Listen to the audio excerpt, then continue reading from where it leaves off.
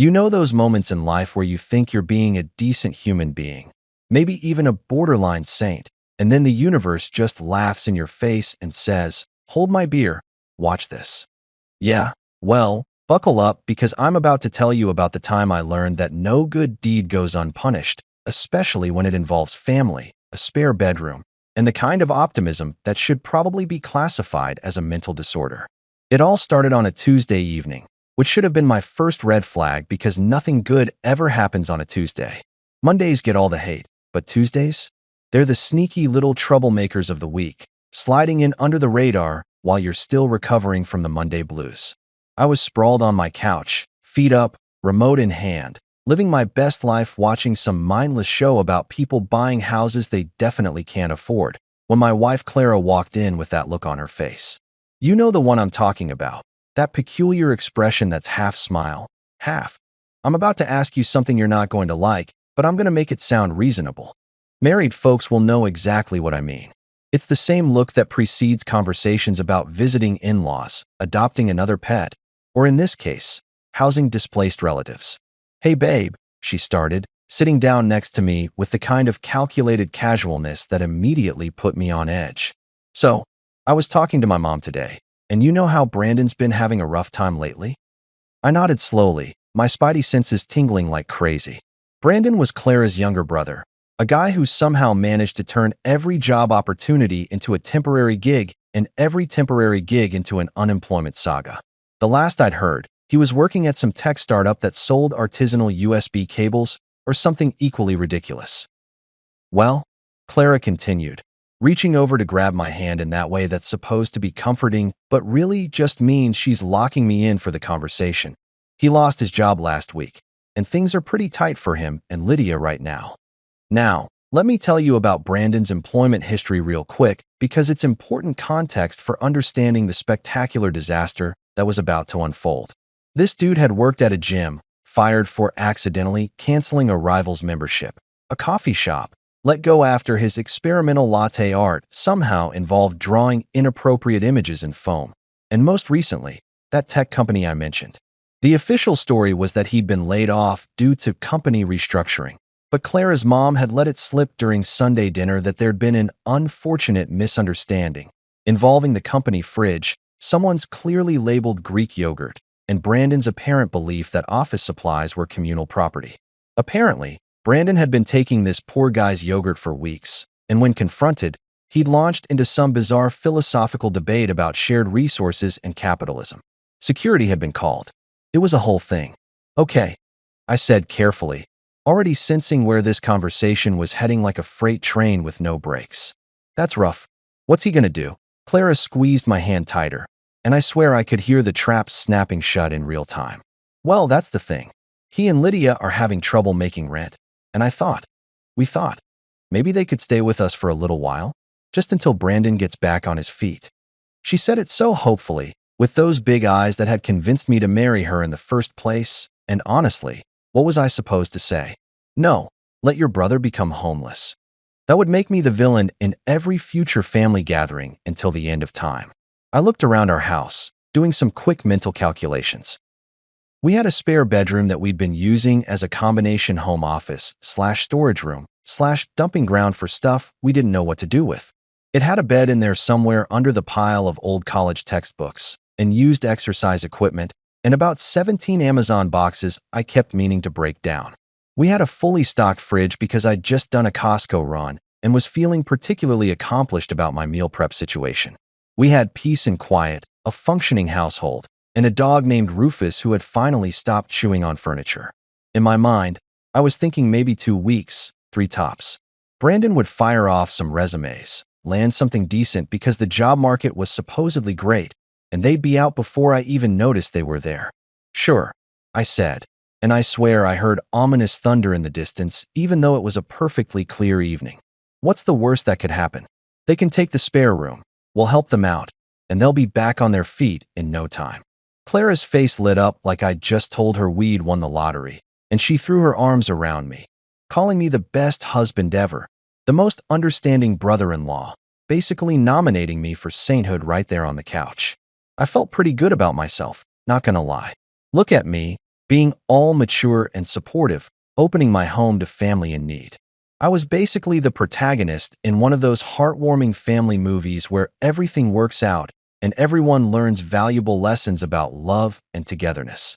Spoiler alert, I was wrong. So spectacularly, hilariously. Pull your hair out wrong that if my life were a movie, this would be the moment where the audience yells at the screen, "Don't do it, you idiot."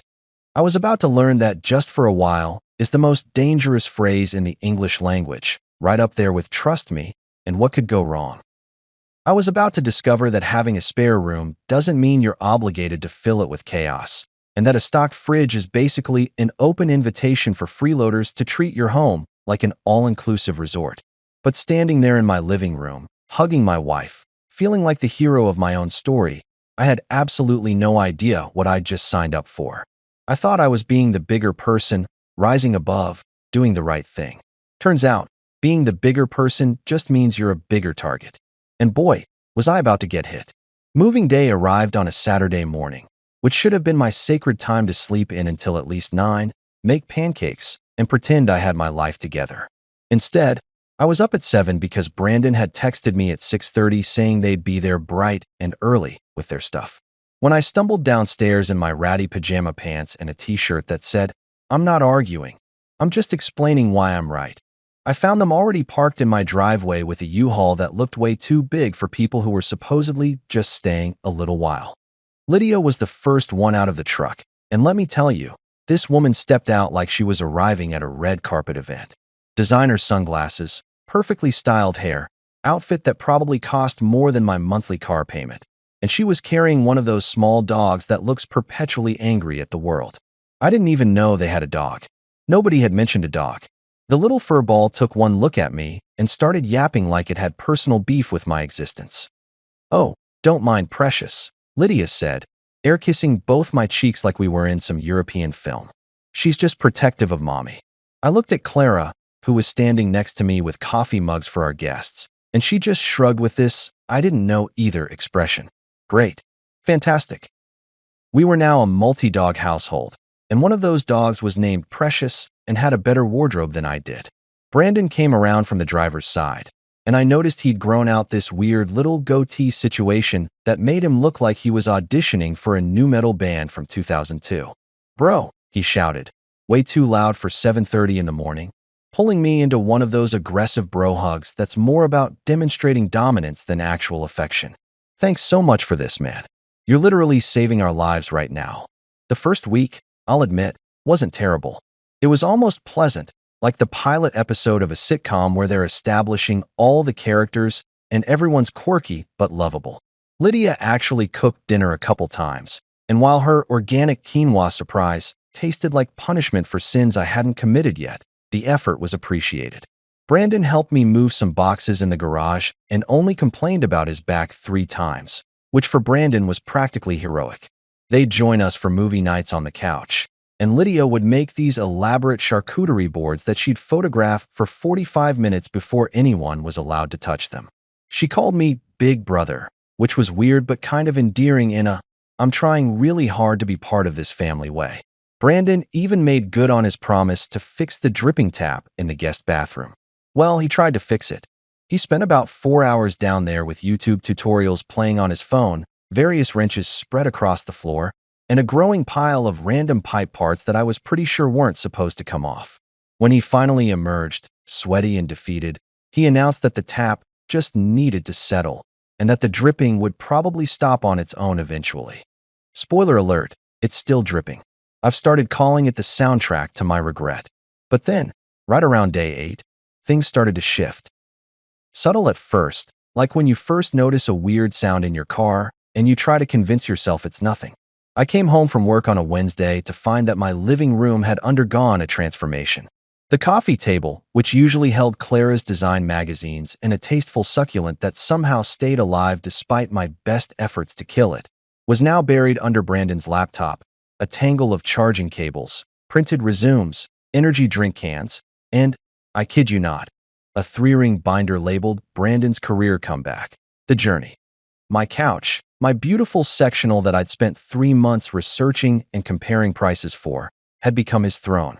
There was an actual butt print permanently indented in the cushion. "Hey man," Brandon said when I walked in, not even looking up from his screen. "Just setting up my job search command center. Gotta be strategic about this, you know? Can't just apply to anything. Gotta curate the right opportunities." I peeked over his shoulder at his laptop screen, expecting to see Indeed or LinkedIn or literally any job site. Nope. FIFA 23. He was in the middle of an online tournament, yelling at someone through his headset about formations and substitutions. "Just taking a quick mental break," he explained, somehow sensing my skepticism without turning around. "You can't job hunt effectively when you're stressed. It's about balance, bro. Balance." Right. Over the next few days, I started noticing that Brandon's quick mental breaks lasted approximately 6 to 8 hours daily, with actual job searching squeezed into maybe 30-minute windows between matches. He'd set up this whole elaborate station with his gaming chair. Yes, he brought a gaming chair that he somehow fit in the U-Haul, dual monitors, and a mini fridge that he'd positioned next to the couch for optimal efficiency. My living room had become a teenage gamer's basement, except the teenager was a 31-year-old married man living rent-free in my house. Meanwhile, Lydia had made some interesting discoveries about herself. Apparently, she suffered from a severe allergy to cleaning products, which she announced one evening when Clara gently suggested maybe helping out with dishes. "Oh, I wish I could," Lydia said, placing her hand dramatically over her chest like she was auditioning for a Victorian fainting scene. "But my doctor says I have a sensitivity to chemicals. Dish soap, laundry detergent, all-purpose cleaner, they all trigger my condition." I asked what condition that was exactly, and she said something vague about environmental sensitivities while scrolling through Instagram on her phone. Funny how her allergies didn't prevent her from using my expensive hair products in the shower or spraying her perfume that could probably be classified as a chemical weapon. The bathroom situation deserves its own paragraph. We have 2 bathrooms in our house, the master attached to our bedroom and the guest bathroom that Brandon and Lydia were supposed to use. Except Lydia had decided that the guest bathroom didn't have the right energy for her morning routine, which apparently required at least 90 minutes and involved more products than a Sephora store. She'd started using our bathroom while Clara and I were at work, and I only discovered this when I came home for lunch one day and found her in there, face mask on, cucumbers on her eyes, sitting on my toilet like it was a spa chair. She didn't even seem embarrassed, just waved at me and said, "Almost done, big brother." My snacks started disappearing at an alarming rate. I'm talking about my private stash, the good stuff I kept hidden in the back of the pantry behind the quinoa that nobody ever touched. My artisanal beef jerky? Gone. The expensive dark chocolate I'd been rationing? Vanished. The family-size bag of Cool Ranch Doritos I'd been looking forward to all week? Nothing but crumbs and a note that said, "I owe you, Brandon," with a smiley face. Even Rufus, my supposedly loyal dog who I'd raised from a puppy, had betrayed me. I'd find him in their room all the time, curled up on their bed like he'd forgotten who actually fed him and paid his vet bills.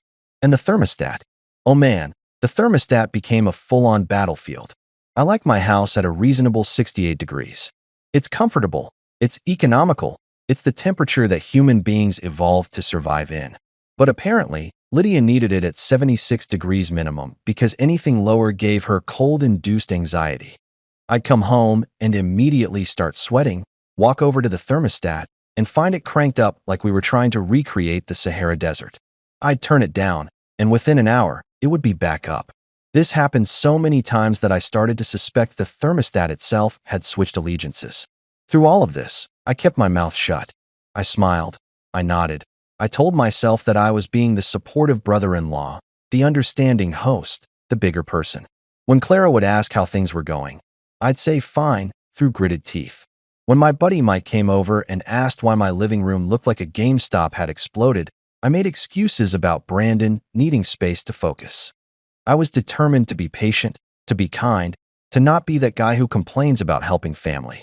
But somewhere deep inside, in that part of your brain that keeps track of grievances and starts mental lists of passive-aggressive comments, I was beginning to realize that just for a while was looking more and more like indefinitely. And my patience, which I'd thought was pretty substantial, was starting to wear thinner than Brandon's job search efforts. 2 weeks into this arrangement, and I was starting to feel like a prisoner of war in my own home. Except instead of actual combat, I was engaged in psychological warfare involving household appliances and personal boundaries. You know that feeling when you wake up in your own bed, but something feels fundamentally wrong, like you've entered an alternate dimension where everything looks the same but operates under completely different rules? Yeah, that was my life now. It started with my coffee machine. Not just any coffee machine, mind you, but my beautiful, glorious, top-of-the-line espresso maker that I'd saved up for and purchased after months of research and YouTube tutorials on becoming a home barista. This thing was my pride and joy, my morning ritual, my reason for getting out of bed on Mondays. I'd even named her Stella. Don't judge me. Everyone has their thing, and Stella was mine. So you can imagine my absolute horror when I stumbled into the kitchen one morning, bleary-eyed and desperate for caffeine, only to find an empty space where Stella used to live. I stood there for a solid 30 seconds, convinced I was still asleep and having some kind of anxiety nightmare. But nope, I was fully awake, and my coffee machine had genuinely vanished. I checked the counter, the pantry, even the dishwasher like maybe I'd had some kind of fugue state, and put it away in a completely illogical place. Nothing. I was about to file a missing appliance report when Lydia breezed into the kitchen wearing one of those matching athleisure sets that cost more than my first car. "Morning, big brother," she chirped, way too cheerful for someone who was about to explain Grand Theft Espresso. "Oh, you looking for the coffee thingy?" "Yeah, we borrowed it for our room." Brandon and I are starting a couple's morning routine TikTok series, Wake Up and Slay with the Johnsons.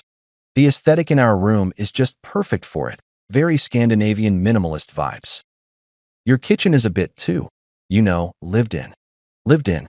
She called my kitchen lived in, which apparently was TikTok speak for not aesthetically pleasing enough for my social media empire. I asked when I might get Stella back, and Lydia just laughed and said, "Oh, we're shooting content all week. Don't worry, we'll take super good care of her." That was it. That was the moment I realized I'd lost control of my own house. My coffee machine was now a prop in someone else's content creation dreams, and I was supposed to just smile and use the backup Mr. Coffee that I'd kept from my college days, which made coffee that tasted like regret and broken dreams.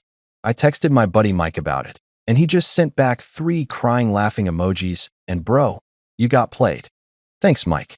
Real supportive. The snack situation had escalated from annoying to genuinely concerning.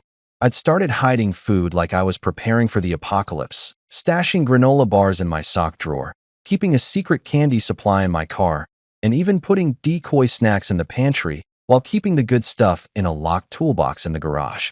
Yes, a locked toolbox. I had become that person. And still, somehow, Brandon found everything. I swear this dude had some kind of snack-seeking superpower, like a bloodhound, but for Cheez-Its and trail mix. I'd find empty wrappers in the weirdest places, between couch cushions, in the bathroom trash, once even in the garage behind the lawnmower.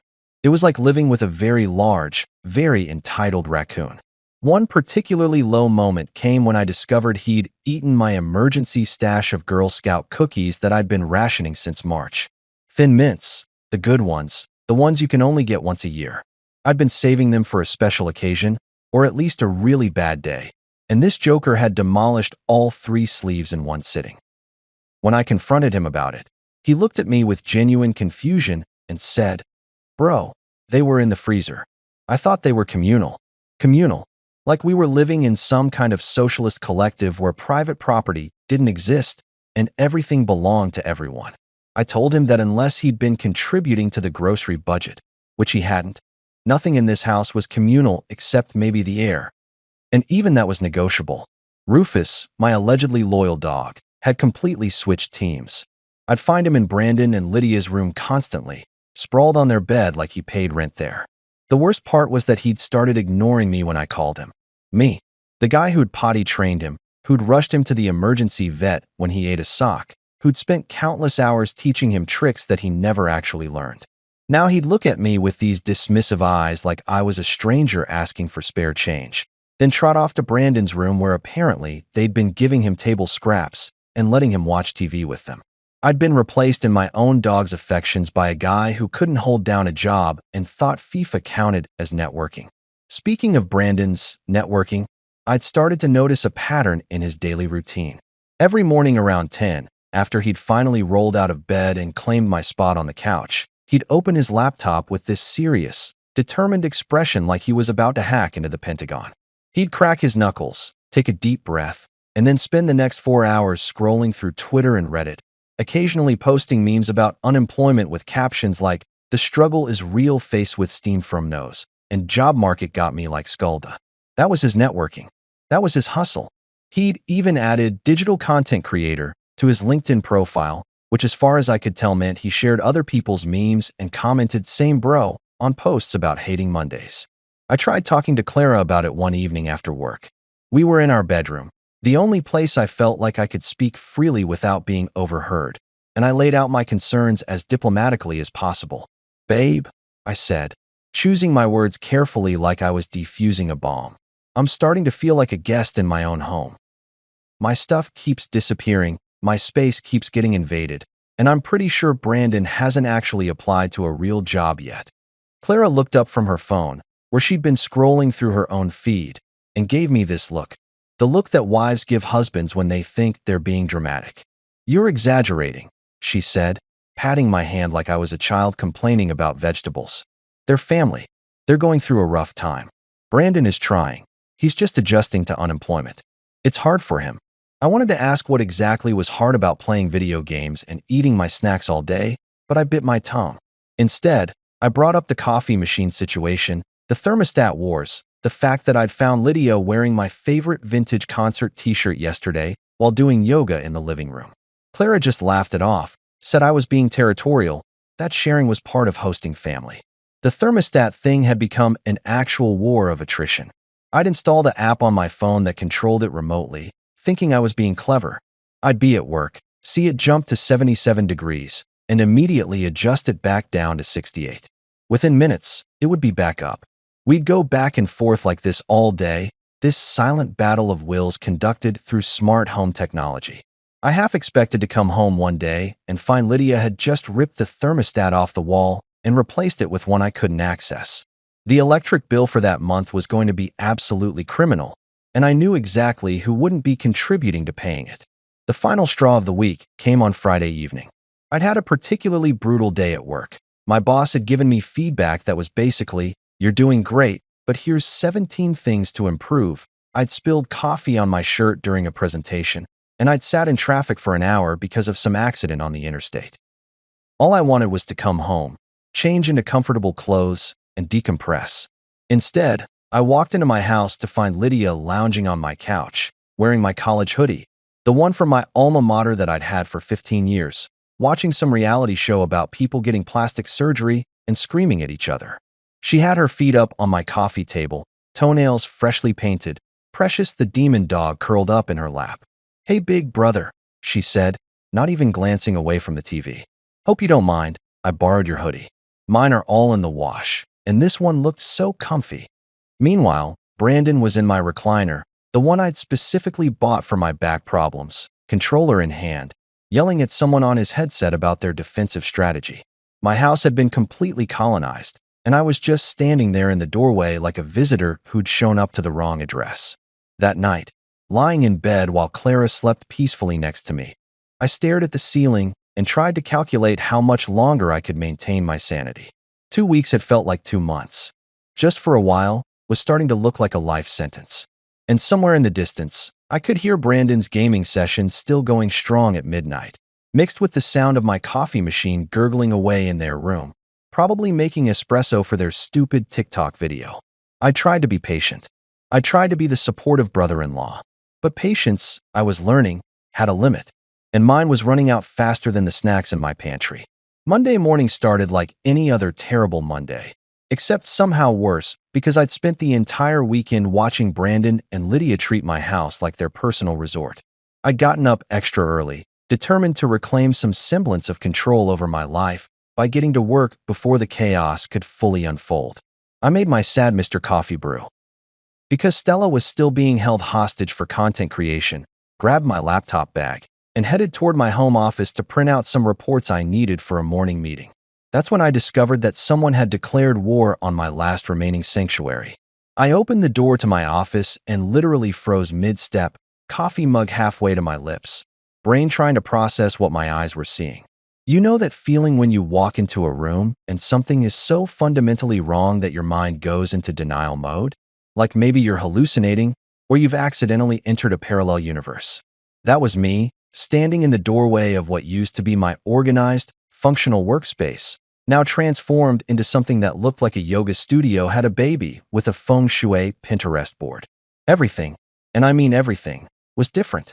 My desk, which I'd positioned specifically by the window for natural light and a view of the backyard, had been moved to the opposite wall. My ergonomic office chair, the one I'd spent $300 on after my chiropractor said I was destroying my spine with poor posture, was gone. In its place sat a giant purple beanbag chair that looked like it belonged in a teenager's basement. My carefully organized filing system, color-coded labels, alphabetized folders, the whole 9 yards, had vanished. The shelves where I kept my reference books and work binders were now decorated with crystals, burning sage that made the whole room smell like someone was trying to summon a spirit, and a small Buddha statue that I was pretty sure was judging me. What the hell? I said out loud to absolutely no one, walking further into the room like I was investigating a crime scene. My diplomas, which had been hanging on the wall in nice frames, were now stacked in a corner behind the door.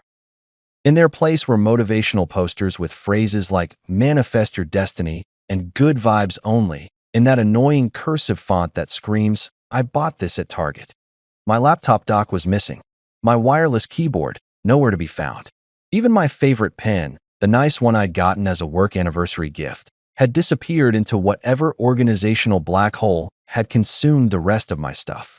I stood there for a solid minute, trying to decide if I was more angry or impressed by the sheer audacity. Then I heard footsteps behind me, and Lydia appeared in the doorway wearing a silk robe and holding a green smoothie, looking pleased with herself like she'd just renovated a condemned building instead of destroying my workspace. "Oh good, you found it," she exclaimed, beaming at me like she expected a thank you. I did a complete energy cleanse of this space over the weekend. The vibes in here were so stagnant, big brother. All that paperwork and those harsh fluorescent desk lamps. It was blocking the natural flow of abundance. Now doesn't it feel so much more open and welcoming? She gestured around the room like she was hosting an HGTV show. I moved everything that was creating negative energy into the garage. "Don't worry, I was super careful with your papers. They're all in a box somewhere." Somewhere. My organized files, which contained important work documents, tax records, and client information, were now in a box somewhere in my garage, which currently housed about 40 other boxes, lawn equipment, and probably some spiders that had been living there since we moved in.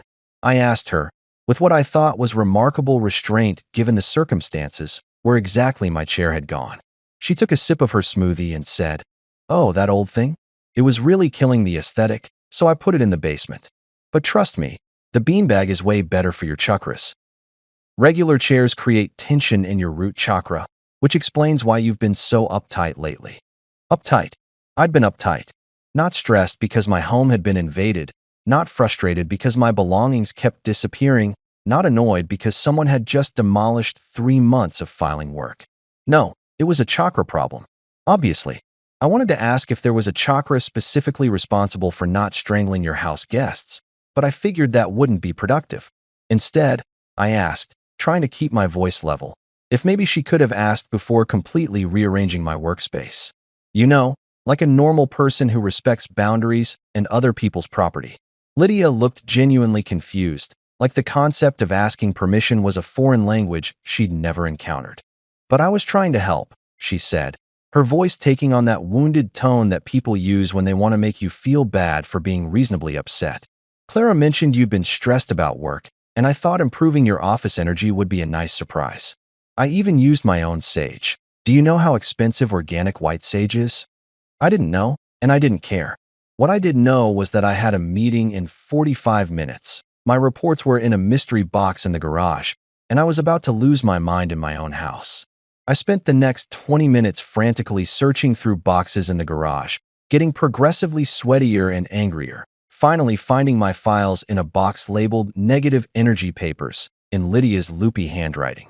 I was late to my meeting, showed up disheveled and flustered, and spent the whole time thinking about how I was going to handle this situation without causing World War III in my marriage.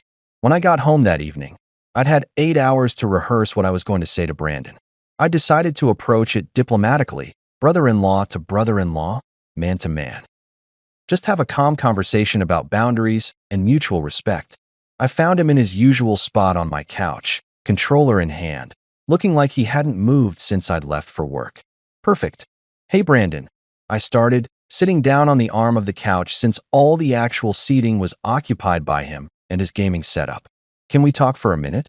He held up one finger in that universal wait gesture, eyes glued to the screen, muttering something about needing to finish this match. I waited and waited. 5 minutes later, when his match finally ended in what I gathered was a devastating loss based on his creative cursing, he finally looked at me. I explained, as calmly as I could, that Lydia had rearranged my office without asking, and maybe we needed to establish some ground rules about personal spaces and belongings. Before I could even finish, Brandon cut me off with this patronizing smile like I was a child complaining about bedtime.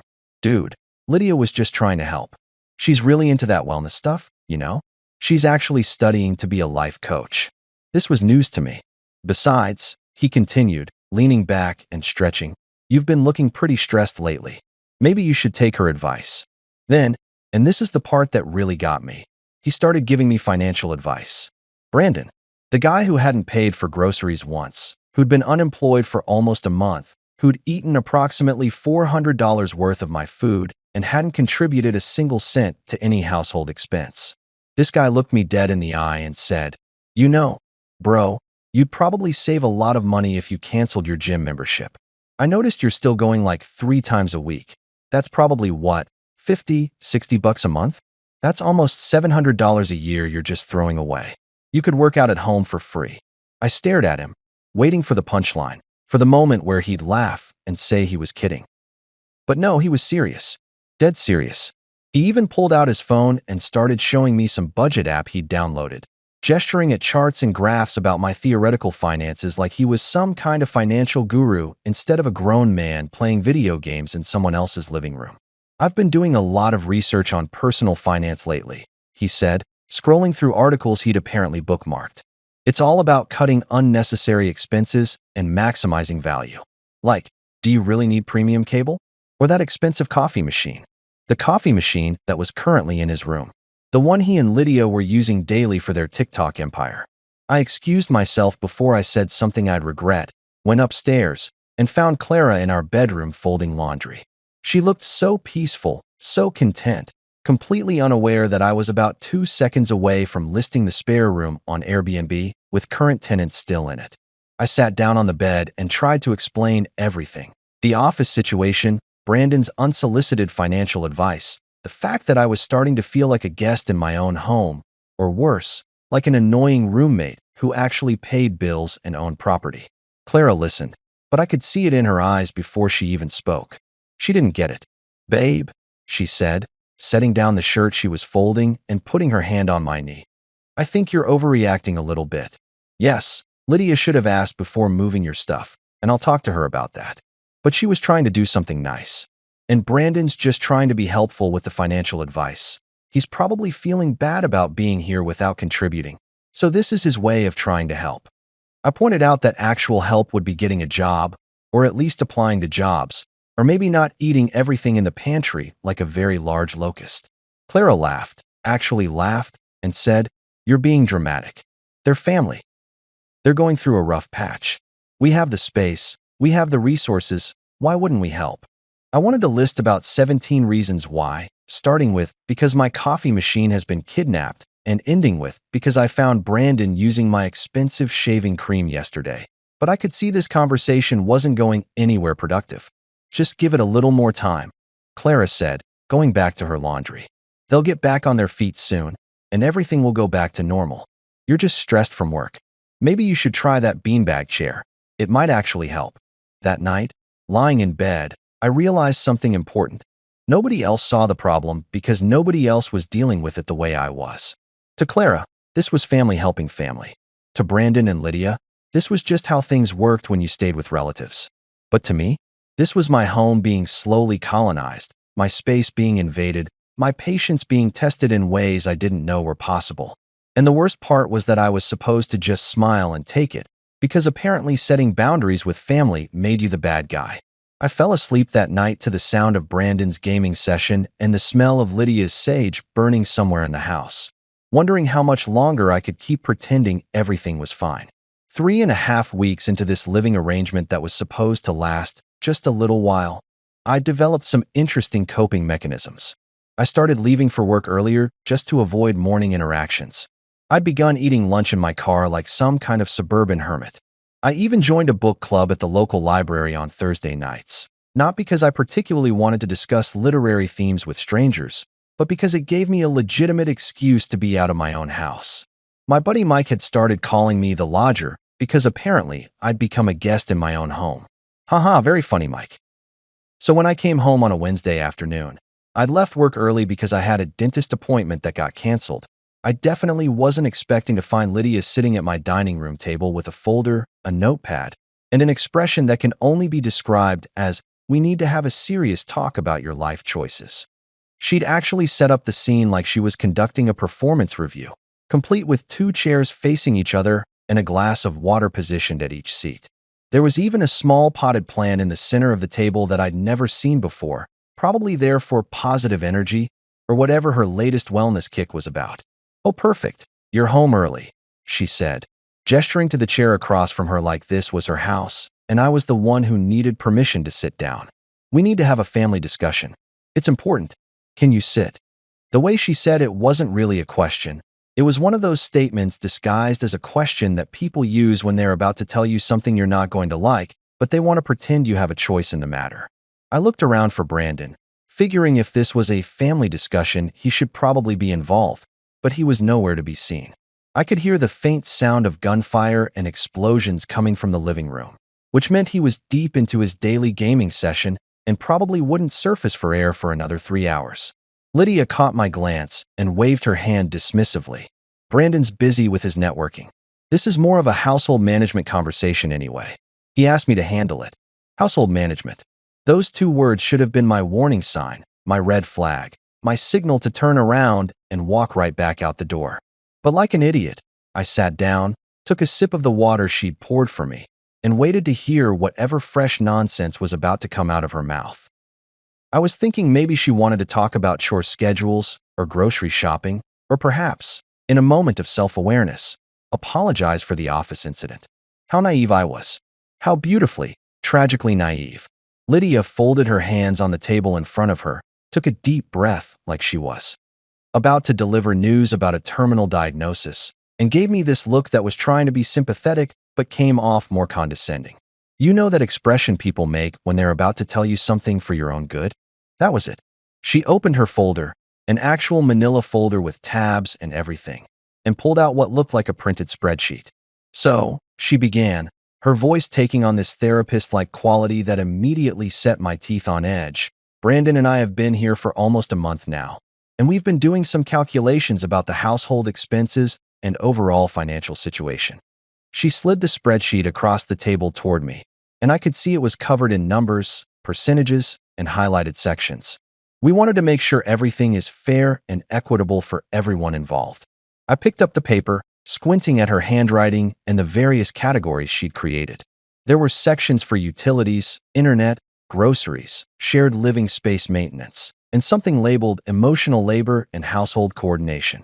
I had no idea what that last one meant, but it had a dollar amount next to it that made my eye twitch. "Okay," I said slowly, still not sure where this was going, but getting a bad feeling in my gut. "What exactly are we talking about here?" Lydia smiled, the kind of smile that people use in customer service when they're about to deny your refund request but want to seem pleasant about it. "Well, we need to discuss rent." She let that word hang in the air for a moment, watching my face for a reaction. I gave her nothing, mostly because my brain was still trying to process what she'd just said. Rent. She wanted to discuss rent. Was she finally going to offer to pay rent? Was this the moment where they acknowledged that living somewhere for free for almost a month was maybe not the most sustainable arrangement? "What rent?" I asked, setting down the spreadsheet and leaning back in my chair.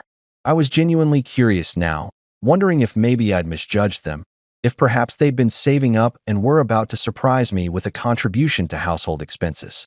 Maybe all my frustration had been premature. Maybe they were actually responsible adults who just needed a little time to get their finances together. Lydia's smile got wider, which should have been my second warning sign.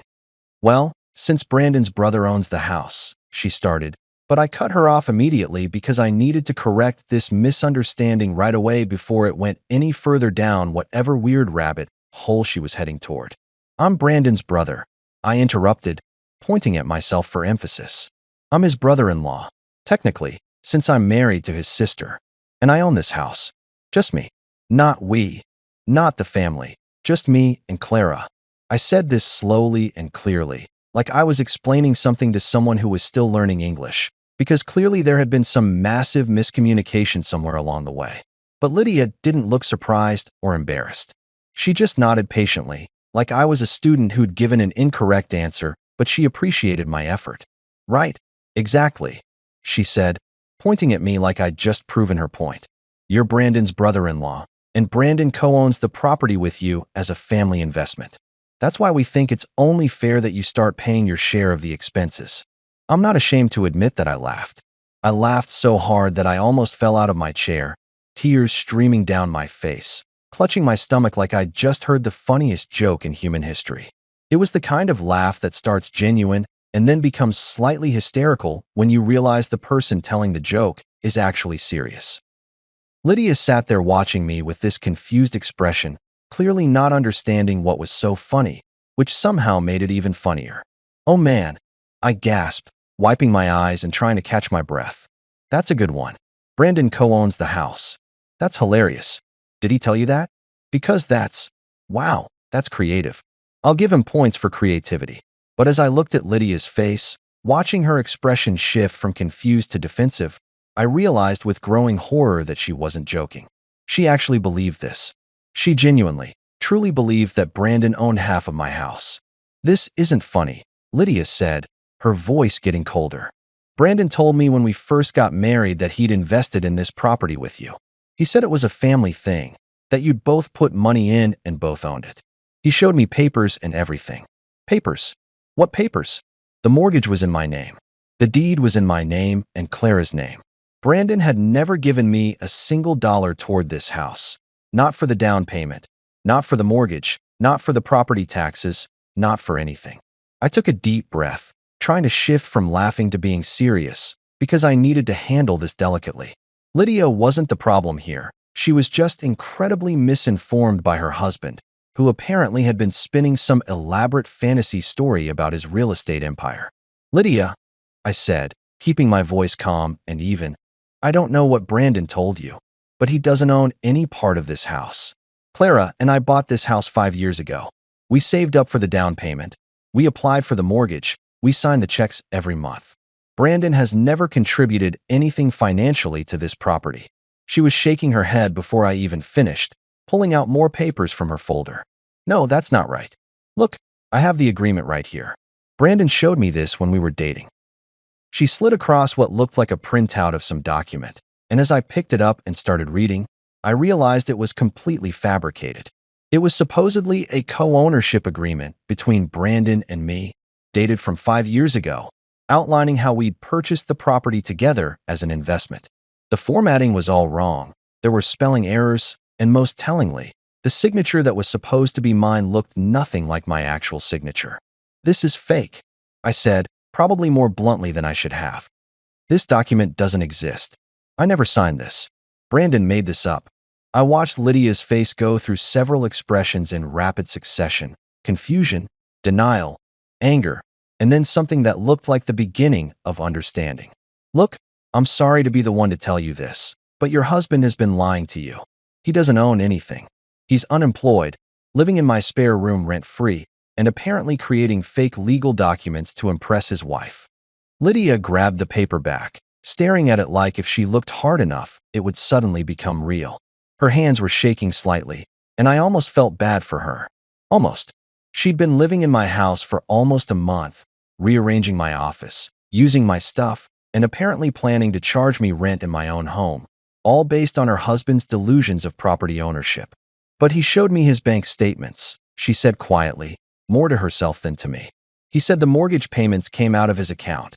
What account? I asked. Brandon doesn't have any money. How could he be paying a mortgage? The pieces were starting to come together in my head, and none of them were painting a good picture. How deep did this lie go? What else had Brandon told his wife? Did she think he was secretly wealthy? Did she think they were just temporarily down on their luck before returning to their mansion? Lydia stood up abruptly, the chair scraping loudly against the floor. She gathered up all her papers, shoving them back into the folder with shaking hands. I need some air, she muttered, her face pale. I need to think about this. I need to. She didn't finish the sentence, just turned and walked quickly toward the spare room, leaving me sitting alone at the dining room table with her elaborate rent spreadsheet and a whole new appreciation for just how complicated this situation had become. I sat there for a long time, listening to muffled voices coming from the spare room. Lydia's rising in pitch, Brandon's trying to explain something, and wondered how we'd gotten here.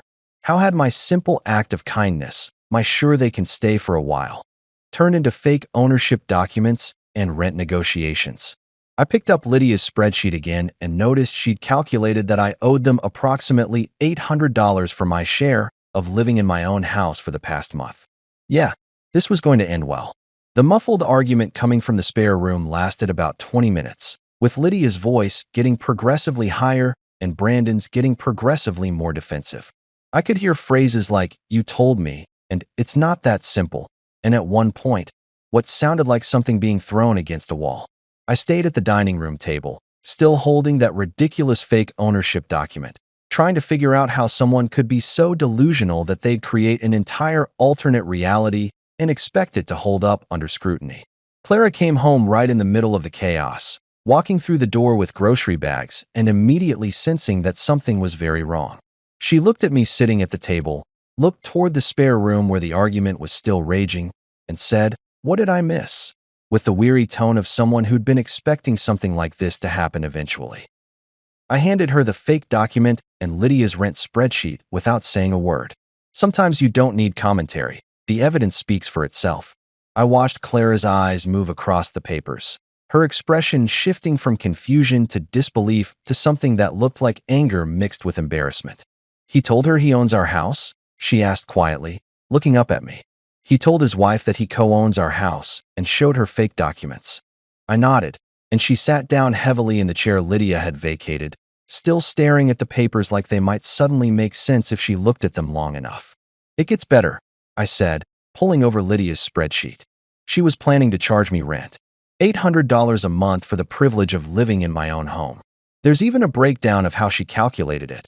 Apparently, I use more hot water than them, so I should pay a larger percentage of utilities. Clara actually laughed at that, a short, sharp sound that was more shock than humor. "My brother," she said slowly, "created fake legal documents, convinced his wife he's a property investor, and then his wife tried to charge my husband rent in our own house. Did I get all that right?" Before I could answer, the spare room door flew open and Lydia emerged dragging a suitcase behind her, her face blotchy and makeup smeared from crying. She looked at both of us sitting there, seemed like she was about to say something, then just shook her head and continued toward the front door. Brandon came rushing out behind her, still in his gaming headset which he'd apparently forgotten he was wearing, looking panicked in a way I'd never seen before. "Lydia, babe, wait," he called out, doing this awkward shuffle run to catch up with her. "Let me explain. It's not what you think. I can explain everything." Lydia whirled around, and I'm not exaggerating when I say I'd never seen someone look so angry while simultaneously looking so hurt. "Explain what, Brandon?" she shouted, loud enough that I was pretty sure our neighbors could hear. "Explain how you've been lying to me for 2 years? Explain how you made me look like an idiot trying to charge your brother-in-law rent in his own house? Explain how every single thing you've told me about your financial situation has been complete bullshit." Clara and I just sat there, frozen, watching this soap opera unfold in our entryway. It was like a car crash, horrible but impossible to look away from. Brandon was doing this thing where he kept reaching for Lydia, but not quite touching her, his hands hovering in the air uselessly. "I was going to tell you," he said, which has to be in the top 5 worst possible responses to "you've been lying to me." Things got complicated, and I didn't know how to. Complicated. Lydia cut him off, her voice rising even higher. What's complicated about the truth, Brandon?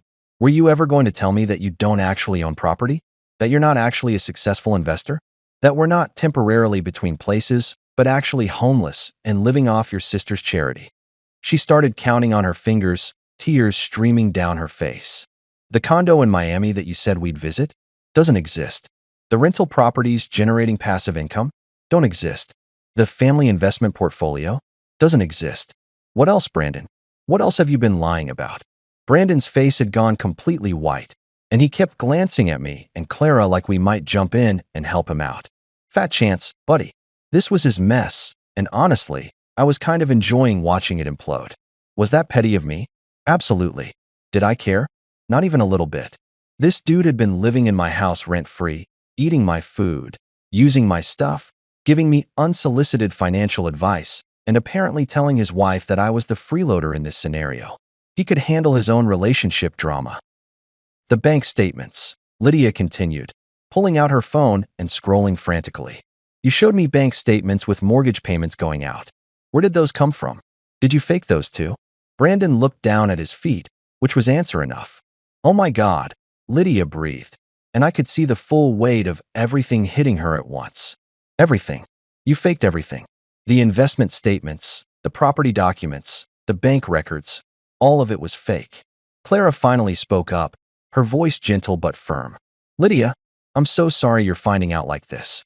But you should know that Brandon has never owned any property. He's never invested in anything with us. He lost his job a month ago, and we offered to let you both stay here temporarily while he got back on his feet. That's it. That's the whole story. Lydia nodded slowly, processing this information, then turned back to Brandon with this look that could have melted steel. I asked you specifically before we got married, she said, her voice now eerily calm, which somehow seemed worse than the yelling. I asked you if you were financially stable. You showed me papers, statements, proof of assets. You convinced my parents you were a good provider. My dad gave us money for our investment opportunities that you said you were managing. Where did that money go, Brandon? Oh man, this was getting deeper by the second.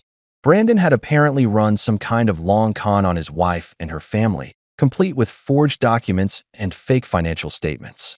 This wasn't just a little white lie that had gotten out of hand. This was full-scale fraud. It was for us, Brandon stammered, finally finding his voice. I was going to turn it around, make real investments. I just needed time to.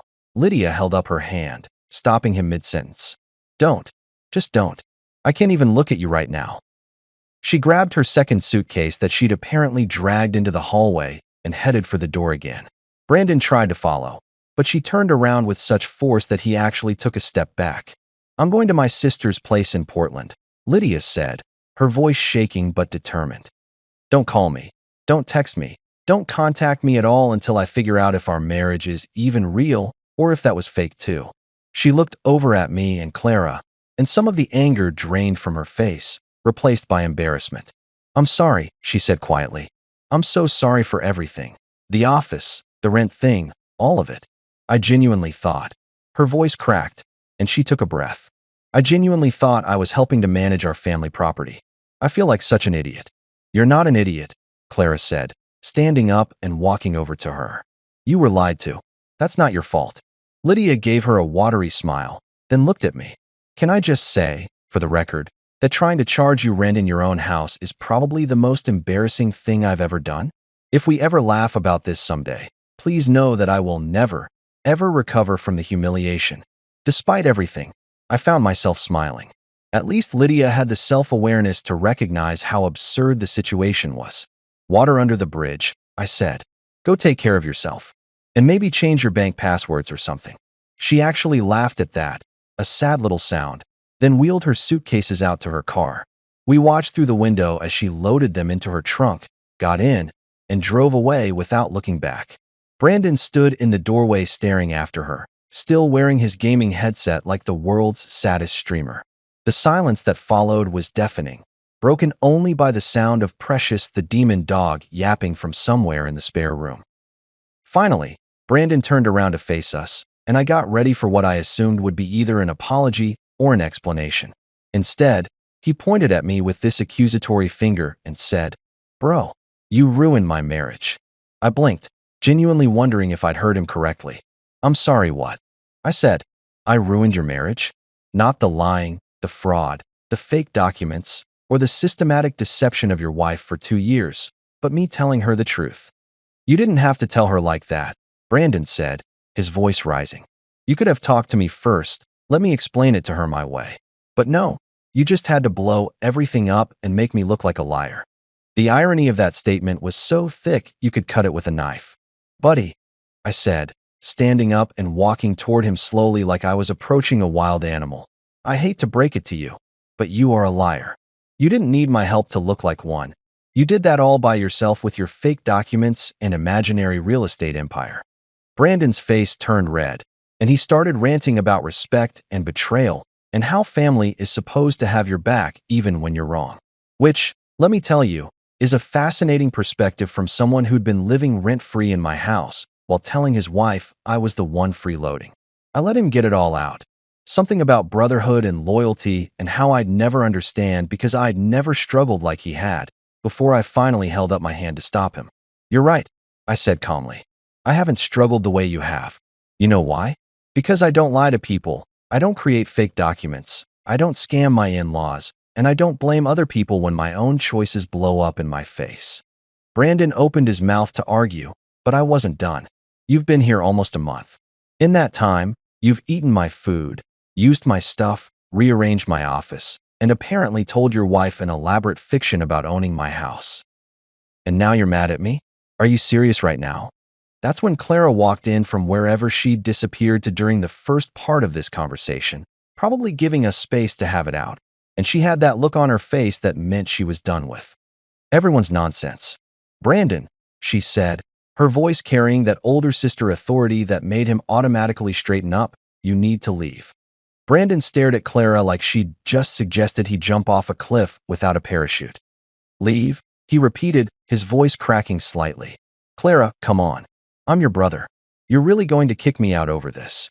Clara crossed her arms, and I recognized that stance. It was her, I've made a decision and nothing you say is going to change my mind position. I'd seen it exactly 3 times in our marriage, and each time, I'd been smart enough to just accept whatever she decided and move on with my life. You lied to your wife for 2 years, Clara said, her voice steady but cold in a way I'd rarely heard. You created fake documents with my husband's name on them. You've been living in our house, eating our food, using our things, and apparently planning to charge us rent in our own home. So yes, Brandon, I'm telling you that you need to leave. Brandon's face went through this whole journey of emotions, shock, anger, defiance, and then this desperate pleading look that might have worked on our parents but wasn't going to fly with Clara. I don't have anywhere to go, he said, and there was a whine in his voice that made him sound about 12 years old. Lydia just left me. I don't have money for a hotel. What am I supposed to do? Sleep in my car? I almost said, yes, but managed to bite my tongue because Clara was handling this and I didn't need to pile on. Almost. The thing was, Brandon had a point about not having anywhere to go, but that wasn't really our problem anymore, was it? He'd created this situation with his lies and his laziness and his complete inability to function like a responsible adult. You can stay tonight, Clara said, and I must have made some kind of noise because she shot me a look that clearly said, don't argue with me right now. Just tonight. Tomorrow morning, you pack your things and you figure something out. Call mom and dad. Call your friends. I don't care. But you can't stay here anymore. Brandon nodded slowly, looking like a kid who'd just been grounded, and for a moment I almost felt bad for him. Almost. Then I remembered the fake documents, the rent scheme, the month of living rent-free while giving me financial advice, and my sympathy evaporated faster than water on hot pavement. Fine, Brandon muttered, turning to head back toward the spare room. Thanks for nothing, sis. Real nice family support. That comment made Clara's jaw tighten, but she didn't respond. She just watched him walk away, then turned to me and let out this long, exhausted sigh. I'm sorry, she said quietly. I'm so sorry about all of this. You were right. I should have listened when you said things were getting out of hand. I pulled her into a hug because honestly, what else was I supposed to do? This wasn't her fault. She'd just been trying to help her brother, and he'd turned it into a circus. We thought that was the end of it for the night. We figured Brandon would sulk in his room, maybe pack some stuff, and we'd deal with the final departure drama in the morning when everyone had calmed down. We were wrong. So magnificently wrong. About an hour later, while Clara and I were in the kitchen trying to salvage some kind of normal evening by making dinner, stress cooking is a real thing, and apparently we both do it. We heard Brandon's voice getting progressively louder in the living room. He was on the phone with someone, probably one of his friends, giving them his version of events. And let me tell you, his version was creative. "Yeah, man, my sister and her husband just kicked me out for no reason," he was saying, his voice carrying into the kitchen. "I've been helping them with their property management, trying to teach them about finances, and this is how they repay me. Some people are just ungrateful, you know?" I looked at Clara, Clara looked at me, and we had this silent conversation that only married people can have where you communicate entire paragraphs with just facial expressions. "Should I?" I started, but Clara shook her head. "Let it go," she said. "He's leaving tomorrow. It doesn't matter what he tells his friends." She was right, of course, but it still irritated me that he was out there rewriting history like he was some kind of wronged hero instead of the architect of his own downfall. I went back to chopping vegetables with maybe a little more force than necessary, taking out my frustration on an innocent bell pepper. Then we heard a crash. Not a loud crash, but the distinct sound of something hitting a wall, followed by Brandon shouting, "This is such bullshit." Clara and I both rushed into the living room to find Brandon standing there, his gaming controller on the floor where he'd apparently thrown it, his face red and blotchy, looking like he was about 2 seconds away from a full meltdown. The controller had left a small dent in the drywall, which was just perfect. Another thing to add to the list of damages. "Everything okay in here?" I asked, using that carefully neutral tone you use when you know everything is definitely not okay, but you're trying to de-escalate. Brandon whirled around to face me, and I noticed he was still wearing that ridiculous gaming headset, which somehow made the whole scene even more pathetic. Here was a 31-year-old man, unemployed, recently separated from his wife, standing in his brother-in-law's living room in a gaming headset, having what could only be described as a tantrum. "No, everything is not okay," he shouted, grabbing the controller off the floor and holding it in this weird aggressive way, like it was a weapon he might use to defend himself. "You've ruined my life. My wife left me, my sister is kicking me out, and for what? For telling the truth about our property arrangement? For trying to make things fair. Our property arrangement." He was still sticking to this story, still living in this alternate reality where he owned half my house. It was almost impressive, really, the commitment to the delusion. "Brandon," I said, trying to remain calm even though I wanted to grab that controller and throw it out the window. "There is no our property arrangement. This is my house. Mine and Clara's. You don't own any part of it. You never did. And you didn't tell the truth. You've been lying to your wife for 2 years about being a property investor." I took a step toward him, and he actually raised the controller higher, like he was preparing for battle. "If you don't stop yelling and put down the controller, I'm going to start charging you late fees for every day you've existed in my kitchen without paying rent." That probably wasn't the most helpful thing to say, but I was done being diplomatic. I was done being understanding. This dude had pushed every boundary, taken advantage of every kindness, and was now trying to play the victim like he was the injured party in all this. Brandon's face got even redder, if that was possible, and he started pacing back and forth, still clutching that controller, muttering to himself about respect and family and how nobody understood him. Clara stepped in, trying to mediate. "Brandon, let's all just calm down But he cut her off, spinning to face her with this wild look in his eyes. "Calm down? You want me to calm down? My marriage is over. I don't have a job. I don't have anywhere to live, and you're telling me to calm down?" He turned back to me, pointing the controller at me like it was a sword. "This is all your fault. If you'd just backed me up with Lydia, if you'd just gone along with it, everything would have been fine. Gone along with it." He wanted me to lie to his wife, to support his fraud, to help him maintain this elaborate fiction he'd created. The audacity was actually breathtaking. "You want me to commit fraud?" I asked incredulously. "That's your solution?" I should have just nodded along while you tried to charge me rent in my own house.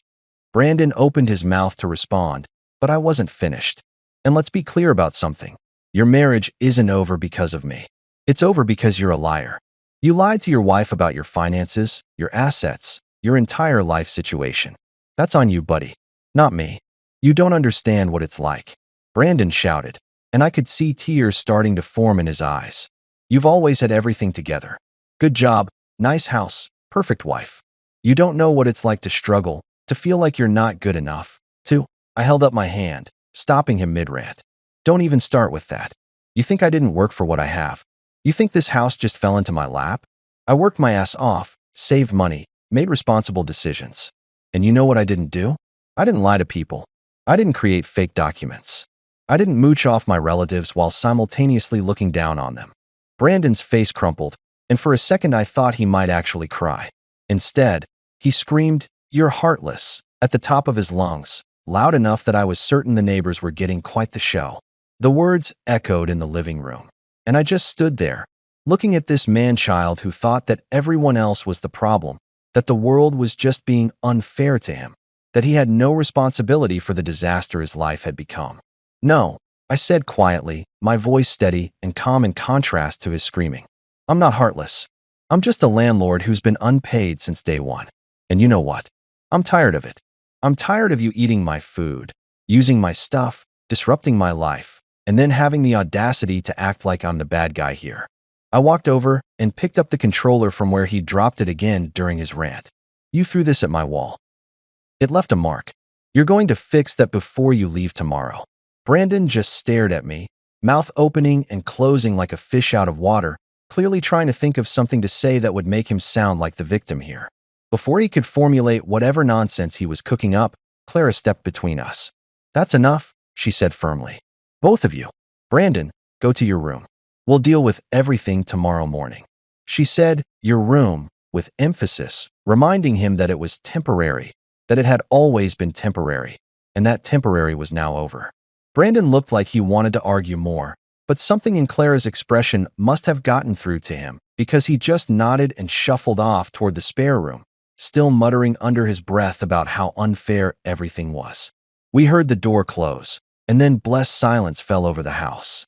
Clara and I stood there in the living room, looking at the dent in the wall, the scattered gaming equipment, the general chaos that had been my life for the past month. "Well," I said finally, "that was lively." Clara started laughing, that slightly hysterical laughter that comes after intense stress when your brain doesn't know how else to process what just happened.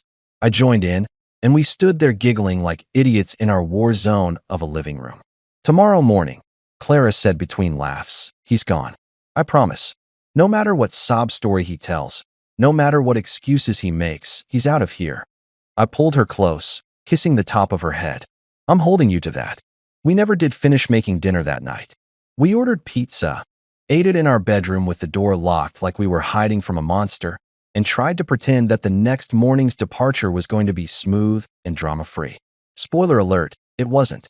I woke up the next morning with this weird feeling in my chest that I eventually identified as hope mixed with dread. Hope that Brandon would actually leave without additional drama, and dread because I knew better than to expect things to go smoothly when Brandon was involved. It was barely 6:30, way too early for a Saturday, but I couldn't sleep anymore. I kept imagining all the ways the morning could go wrong, like my brain was playing out disaster scenarios on a loop. Brandon refusing to leave. Brandon guilt-tripping Clara. Brandon setting something on fire. Okay, that last one was probably unlikely, but at this point, nothing would surprise me.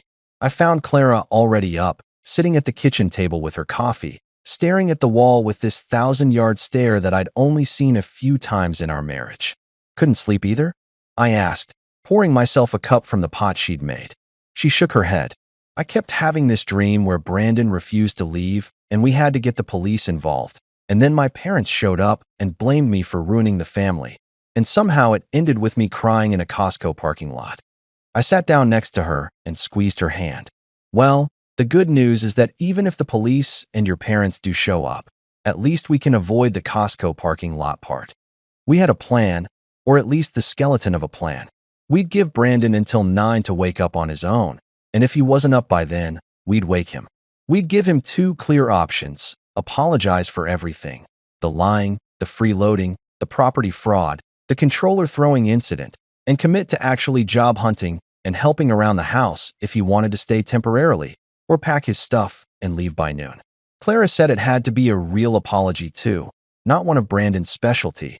I'm sorry you feel that way non-apologies that he was famous for. At 8:15, we heard movement from the spare room. I'd mentally prepared myself for a showdown. Maybe some more yelling, definitely some guilt tripping. What I wasn't prepared for was Brandon emerging from the room fully dressed, dragging 2 suitcases behind him, looking like he'd been awake for hours. He had bags under his eyes. His hair was sticking up in weird directions, and he was wearing this expression that I can only describe as defeated but still somehow annoyed about it. "Morning," he muttered, not making eye contact with either of us. He wheeled the suitcases into the living room and went back for more. Clara and I exchanged glances, both of us clearly thinking the same thing. Was he actually leaving without a fight? Had a miracle occurred? Was this actually going to be easy? I should have known better than to jinx it with optimistic thoughts. That's like the cardinal rule of dealing with difficult people. Never assume it's going to be easy until they're actually gone. Brandon made 3 more trips, bringing out boxes, garbage bags stuffed with clothes, his gaming equipment carefully packed like it was made of precious gems, and finally, Precious the demon dog in her designer carrier, yapping her tiny head off at 6 in the morning. By the time he'd assembled everything in our living room, it looked like a yard sale had exploded. I hadn't realized they'd accumulated so much stuff in just a month. Where did it all come from? Had they been secretly shopping online with money they didn't have? "So," Brandon said finally, standing in the middle of his pile of belongings, "I guess this is it." He still wasn't looking at us directly, focusing instead on adjusting the strap on one of his duffel bags. "I just want you both to know that I think you're making a huge mistake. Family is supposed to stick together, especially during hard times. But I guess some people value property more than blood." And there it was, the guilt trip I'd been expecting. The attempt to make us feel like the bad guys for not wanting to house a lying, freeloading, property fraud committing adult child indefinitely. Clara stood up, and I could see her sister mode activating. That particular blend of love and frustration that only siblings can achieve. "Brandon," she said, her voice firm but not unkind, "you lied to your wife for 2 years. You created fake documents with our names on them. You've been living here rent-free while planning to charge us rent in our own house. This isn't about valuing property over blood. This is about you facing the consequences of your own actions." Brandon finally looked up at her, and for a second, I thought maybe he'd have a moment of clarity, maybe realize that this entire situation was his own doing. Instead, he said, "You wouldn't understand. You've never had to struggle like I have." I actually laughed out loud at that, couldn't help myself. "Dude," I said, standing up and walking over to where he was surrounded by his worldly possessions. "Clara and I both worked full-time while going to college. We lived in a studio apartment the size of this living room for 3 years while we saved for a down payment on this house. We ate ramen and generic cereal. We drove cars that barely ran. Don't talk to us about struggle when your version of struggling is playing FIFA for 8 hours a day in someone else's house." Brandon's jaw clenched, and I could see him trying to formulate some kind of comeback, some way to spin this so he was still the victim. Before he could, there was a knock at the door. We all froze, looking at each other like we'd been caught doing something illegal. Who the hell was knocking on our door at 8:30 on a Saturday morning? I walked over and opened it to find a woman I'd never seen before, probably in her late 50s, wearing a tracksuit and holding a casserole dish. "Hi," she said brightly, pushing past me into the house like she'd been invited. "I'm Sandra from 2 doors down. I heard there was some excitement here last night. The walls are thin, you know, and I wanted to make sure everything was okay. I brought a breakfast casserole." She looked around the living room, taking in Brandon, the mountain of luggage, Clara's exhausted face, and seemed to immediately understand the situation. "Oh, moving day? How exciting. Where are you off to, young man?" Brandon looked like he wanted the floor to swallow him whole. I'm still figuring that out," he mumbled. Sandra's smile got even wider, which I didn't think was possible. "Oh, you're one of those. My nephew was like that too. Just figuring things out for about 6 years. He lived with me and my husband until Carl finally had enough and changed the locks one day while he was out." She said this cheerfully, like it was a fond memory. "Best thing we ever did. He got a job within a week. Funny how that works." I decided I liked Sandra. She set the casserole down on the coffee table and turned to Clara. "You're being very generous, dear, but don't let him guilt you. Family is important, but so is not enabling grown men to act like teenagers. She patted Brandon on the shoulder in this condescending way that made him wince. You'll be fine, sweetie. Everyone grows up eventually. Some just take longer than others. With that, she gave us all a little wave and let herself out, leaving behind the casserole and an incredibly awkward silence. Well, I said finally, that was something. Brandon had gone from looking defeated to looking absolutely mortified, which honestly made my morning. Nothing says rock bottom quite like being lectured by a stranger about your life choices while standing in a pile of your own stuff at 8:30 in the morning. He started loading things into his car without another word, making multiple trips back and forth while Clara and I watched from the doorway, making sure he actually took everything.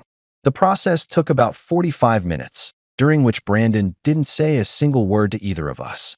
He loaded his car with an efficiency I'd never seen from him before, probably motivated by sheer embarrassment and the desire to get out of there as quickly as possible. When he came back for his final load, the gaming setup, naturally, I couldn't resist offering to help.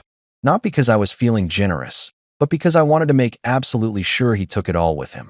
We carried his dual monitors out to the car in silence, packed them carefully in the back seat, and then stood there in the driveway in that awkward way people do when they know they should say something but don't know what. Brandon finally broke the silence. I guess this is goodbye then, he said, still not quite meeting my eyes. Yeah, I replied, because what else was I supposed to say? Have a nice life? Good luck with the whole pathological lying thing? Hope you figure your shit out eventually? Brandon opened his mouth like he might apologize or explain or justify, but then seemed to think better of it and just closed it again. He walked around to the driver's side, paused with his hand on the door handle, and looked back at me. For a second, I thought maybe he'd finally have that moment of realization, that breakthrough where he acknowledged his role in this disaster. Instead, he muttered, "You know, some people would have been more supportive. Some people understand what family means." And that's when my last shred of patience evaporated. I'd been trying to be civil, to let him leave with some dignity intact, to be the bigger person one last time. But that comment, that little parting shot trying to make me feel guilty for not enabling his dysfunction, was too much. I walked over to his car, smiled my sweetest, most sarcastic smile, and said, "Hey Brandon, before you go, don't forget your dignity. It's under the couch next to your empty snack wrappers." His face went red, and he looked like he wanted to say something back, but what could he say? We both knew I was right. He got in his car, slammed the door harder than necessary, and peeled out of the driveway with more speed than was probably safe for a residential neighborhood. I stood there watching him go, feeling this weird mix of relief and exhaustion and satisfaction. He was gone. Actually gone. The nightmare was over. Clara came out and stood next to me, and we both watched Brandon's car disappear around the corner. "Did you really tell him his dignity was under the couch?" she asked, and I could hear the smile in her voice. "I really did," I confirmed. "Too much." She shook her head. "No, I think it was exactly the right amount. Come on, let's go eat Sandra's mysterious casserole and reclaim our house." We walked back inside, and I swear the house already felt lighter, like a curse had been lifted. The first thing I did after Brandon's car disappeared around the corner was walk through every room of my house like I was touring a property I was thinking about buying. I opened doors, looked in closets, checked under beds, partly to make sure he hadn't left anything behind that would give him an excuse to come back, and partly just to reclaim my space. It felt like performing some kind of cleansing ritual, except instead of burning sage like Lydia would have done, I was just breathing in the sweet smell of freedom and checking for forgotten gaming equipment. The spare room was actually in better shape than I'd expected, probably because Lydia had done most of the packing before her dramatic exit. The bed was unmade. There were a few charging cables left behind, and someone had left half a protein shake on the nightstand that had started to separate in truly disgusting ways. But overall, it wasn't the disaster zone I'd feared. Clara and I spent the afternoon doing a deep clean, washing sheets, vacuuming, opening windows to air out the lingering smell of Brandon's Axe body spray and Lydia's essential oils. It was therapeutic, honestly, like we were erasing the last month and starting fresh. That first week after Brandon left was genuinely blissful. I can't even fully describe how good it felt to wake up on Sunday morning, walk into my kitchen, and find my coffee machine, Stella, returned from her TikTok captivity, sitting in her rightful place on the counter. I made myself a perfect cappuccino, walked into the living room, and sat in my own spot on the couch without having to navigate around gaming equipment or ask permission to watch what I wanted. No FIFA matches. No reality TV. No Precious the Demon dog yapping at shadows. Just peaceful, glorious silence. I could use my own bathroom without worrying about walking in on someone's 90-minute spa routine. I could open the pantry and find my snacks exactly where I'd left them, uneaten and unmolested. The thermostat stayed at 68 degrees, like God intended. Rufus, my turncoat dog, seemed confused for the first few days, wandering around looking for his new best friends, but eventually remembered that I was the one who actually fed him and paid for his veterinary care. He started sleeping in our room again, which felt like a small victory. I even reclaimed my office, though that took a bit more work. I had to move all the furniture back, reorganize my filing system from the negative energy papers box, and remove about 17 crystals and motivational posters. I found my ergonomic chair in the basement exactly where Lydia said it would be, covered in dust, but otherwise unharmed. The beanbag chair got donated to Goodwill, where I hoped it would bring someone else joy or at least better chakra alignment. By the end of the week, my office looked like my office again, and I'd never been so happy to sit at a desk and do boring work tasks. But while my house had returned to peaceful normalcy, Brandon apparently hadn't gotten the memo about accepting consequences and moving on with his life. The phone call started on day 2. Clara's phone would ring. She'd look at the screen, sigh deeply, and either answer or send it to voicemail, depending on her mood and energy levels. When she did answer, I could hear Brandon's voice through the phone even from across the room, loud, aggrieved, and convinced that the entire world was conspiring against him. "He wants to come over and talk," Clara said after one particularly long call on Tuesday evening. We were sitting on the couch watching some cooking show, enjoying the simple pleasure of controlling our own TV, when Brandon had called for the 3rd time that day. He says he's been doing some reflecting and wants to apologize in person. I raised an eyebrow at that. Reflecting was Brandon speak for sitting around feeling sorry for myself and deciding it's everyone else's fault.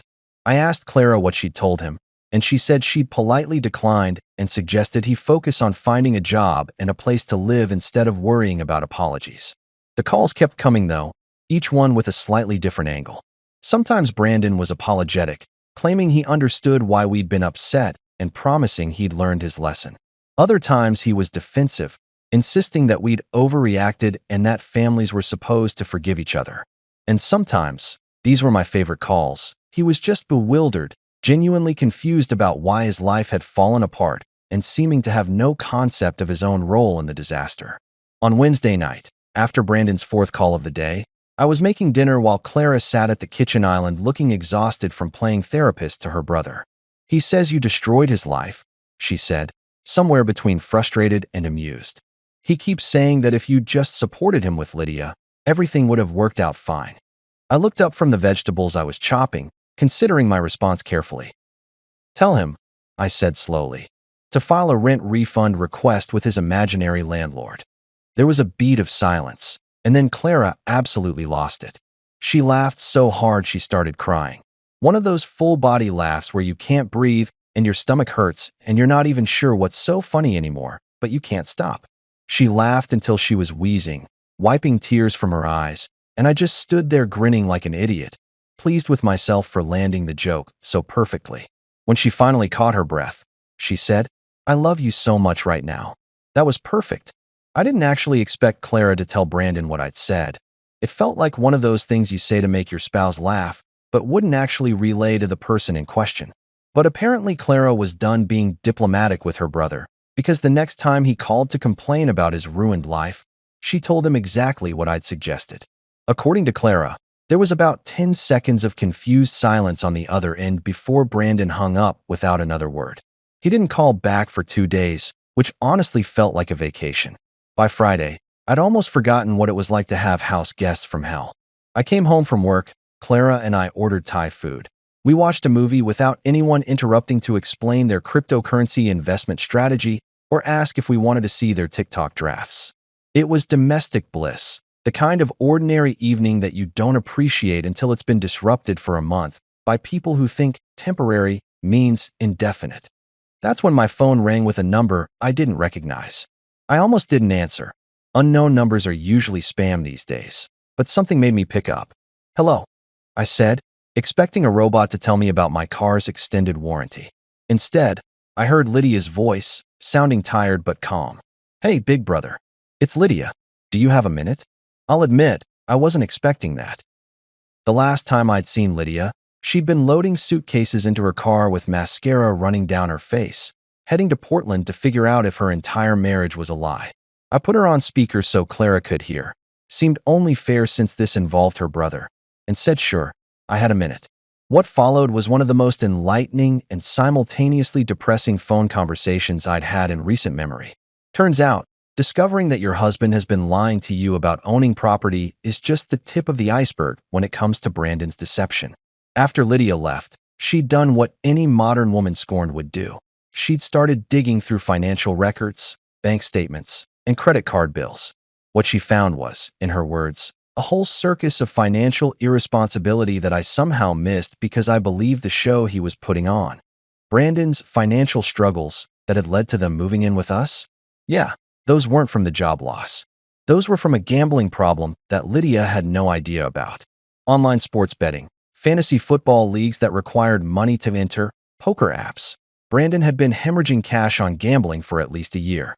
I found subscriptions to like 7 different betting sites, Lydia said, her voice a mixture of anger and disbelief. 7.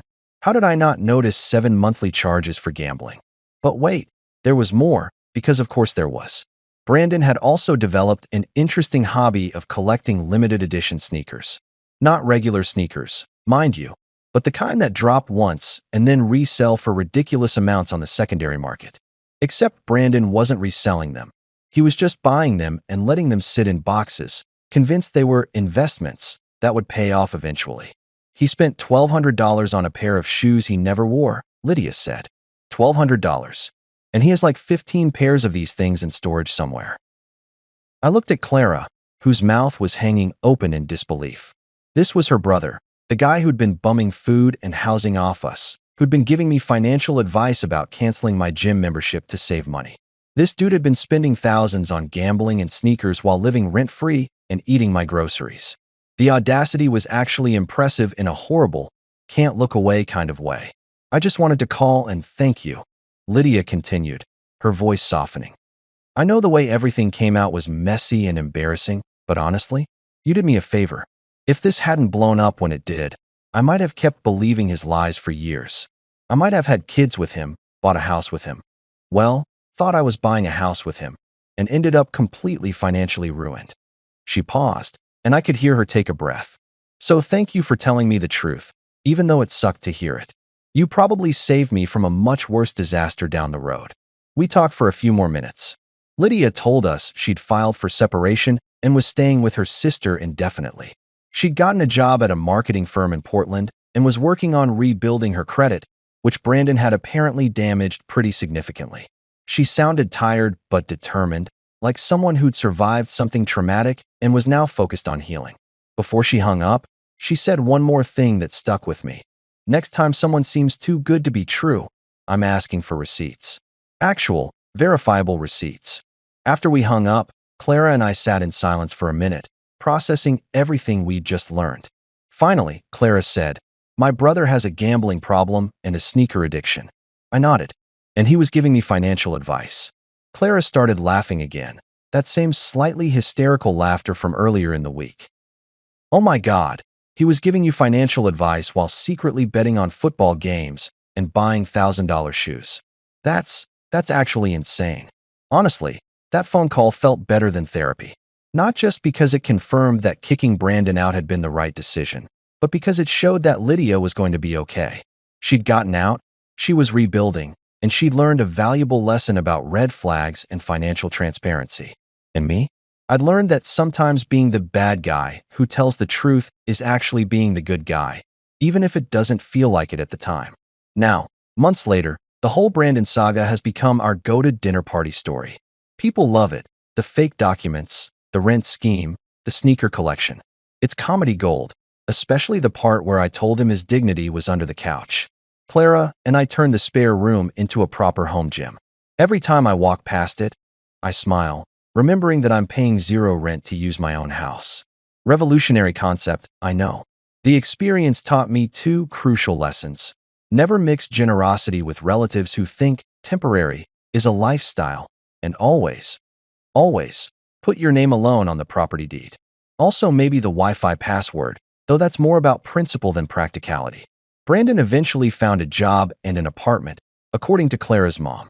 We're cordial at family gatherings, though he avoids eye contact and I avoid mentioning real estate. It works. Now, when someone tells me I'm too kind, I just laugh and say, nah, I'm just a man with a mortgage and trauma. Clara always adds, and trust issues about yogurt. Fair enough.